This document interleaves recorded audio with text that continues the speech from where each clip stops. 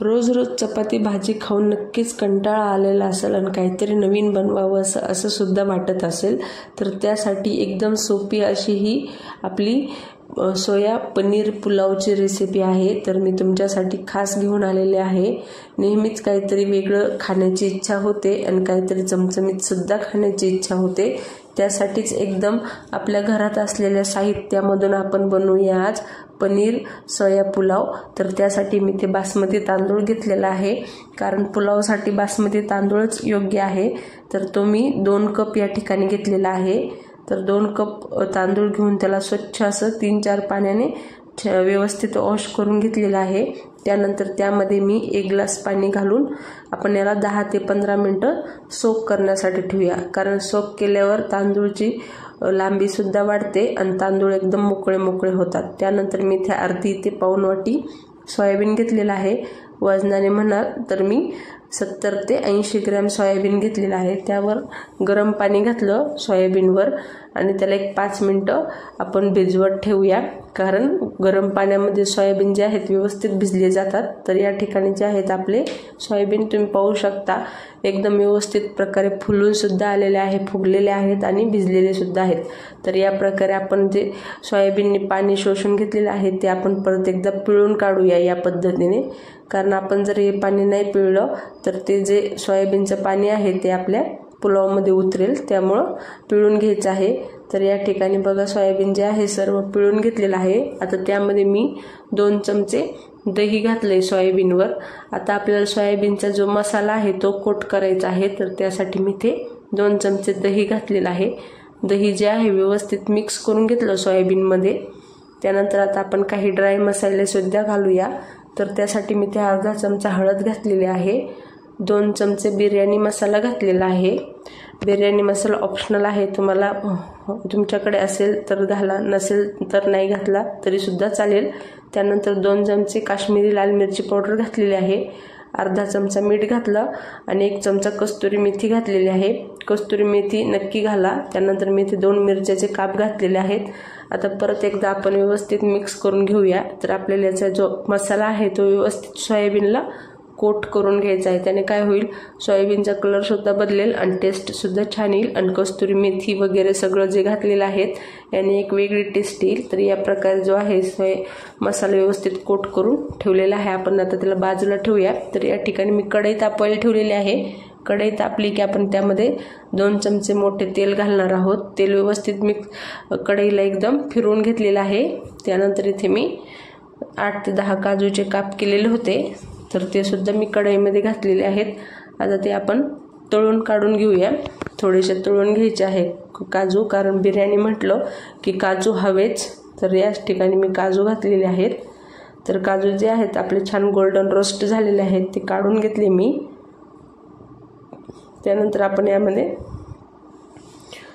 2 ते 3 चमचे मनुके घातलेले आहेत। मनुके सुद्धा आपण थोडेसे तळून घेऊया। मनुक्याचा सुद्धा एक वेगळा फ्लेवर येतो, छान असे लागतात मनुके, नक्की घाला। तर या ठिकाणी मनुके सुद्धा आपले तळून झालेले आहेत। तर आपण आता यामध्ये घालूया 1 कांदा घेतलेला आहे मी, मोठा कांदा, जो मी उभा असा कट करून घेतलेला आहे, एकदम पातळ। तो सुद्धा आपण एकदम असा तळून घेऊया। खूप जास्त नाही तळायचा, थोडासा नॉर्मलच तळून घ्यायचा आहे। तर या पद्धतीने कांदा सुद्धा आपला तळून झालेला तो सुद्धा काढून घेऊया।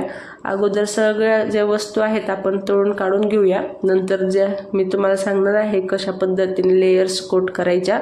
त्यानंतर मी इथे 100 ग्रॅम पनीर घेतलेलं होतं, त्याचे काप करून घेतलेले आहे। या प्रकारे मीडियम साईजचे काप केलेले आहे।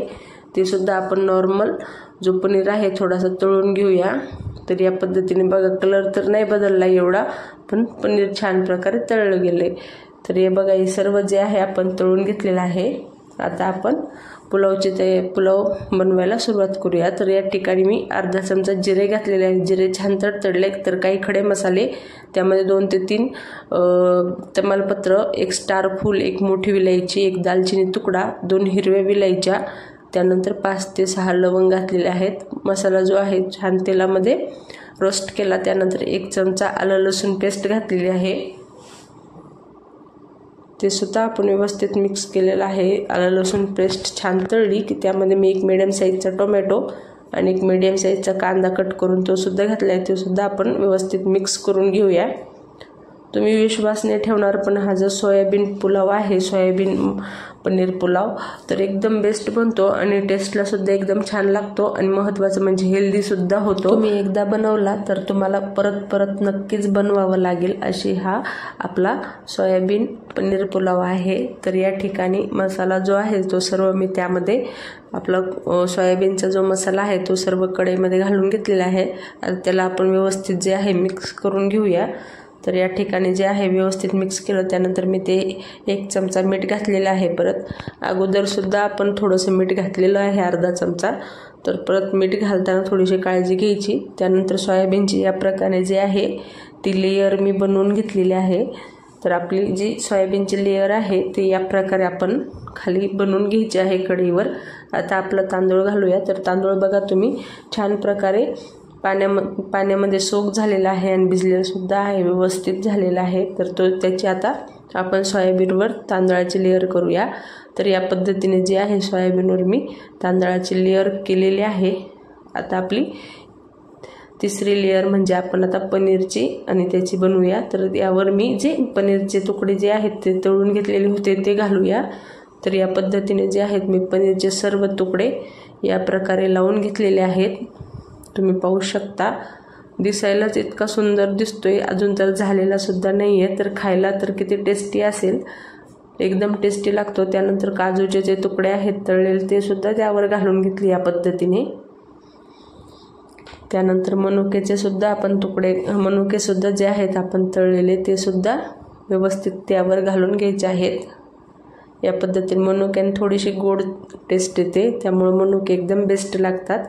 त्यानंतर जो आपला कांदा आपण तळून ठेवलेला होता तो सुद्धा घालून घेऊया। तर या पद्धतीने आपल्या 3 लेयर जे आहेत कंप्लीट झालेले आहेत। थोडीशी कोथिंबीर घातली। त्यानंतर इथे मी जे आहे केसरचं थोडं दूध बनवलेलं होतं, म्हणजे की थोडंसं गरम दूध केलं, त्यावर 10 ते 15 केसरचे धागे घालून या पद्धतीने दूध बनवलेलं होतं। एकदम ऑप्शनल आहे, तुम्हाला हवा असेल तर घाला, नाही घातलं तरी सुद्धा चालेल। त्यानंतर मी ऑरेंज फूड कलर घेतलेला आहे 2 ते 3 चमचे, तो सुद्धा मी घालत आहे। हे सुद्धा एकदम ऑप्शनल आहे, कलर एकदम बेस्ट येतो त्यामुळे मी घालत आहे। आता आपण या ठिकाणी 2 कप तांदूळ घेतले होते, तर आपण 2 कप तांदूळाच्या हिशोबाने 3 कप पाणी घालायचं आहे। पाण्याचं जजमेंट थोडंसं ध्यान देऊन घालायचं आहे, कारण 2 कप जर तांदूळ घेतले तर 3 कप पाणी, 1 कप तांदूळ घेतला तर 1.5 कप पाणी। आता आपण याला एकदम लो फ्लेमवर 10 ते 15 मिनटं होऊ द्यायचं आहे, अजिबात हलवायचं नाही। 10 ते 15 मिनटं तो व्यवस्थित आपला सोया पनीर पुलाव जो आहे तो रेडी होतो, तुम्ही पाहू शकता। आणि आपला इथे सोया पनीर पुलाव जो आहे तो रेडी आहे, एकदम मोकळा आणि कलर सुद्धा एकदम बेस्ट आहे। पनीरचे तुकडे सुद्धा व्यवस्थित दिसत आहे, त्यानंतर कोथिंबीर दिसत आहे, काजू मनुके सगळे आपले लेयर जे आहेत तशाच्या तशा आहेत, थोडेसे सुद्धा खालीवर झालेले नाही आहे। आणि दाणा बघा तुम्ही किती मोकळा दिसतोय, एकदम दिसायला इतका बेस्ट आहे, टेस्टला सुद्धा छान आहे। तुम्ही नक्की बनवा। तर अशा प्रकारे जे आहे आपली सोया पनीर पुलाव तयार आहे, एकदम 10 ते 15 मिनिटात बनला जातो आणि टेस्ट उत्तम लागते। तुम्ही नक्की बनवा। रेसिपी आवडली असेल तर लाईक शेअर सबस्क्राईब सुद्धा करा।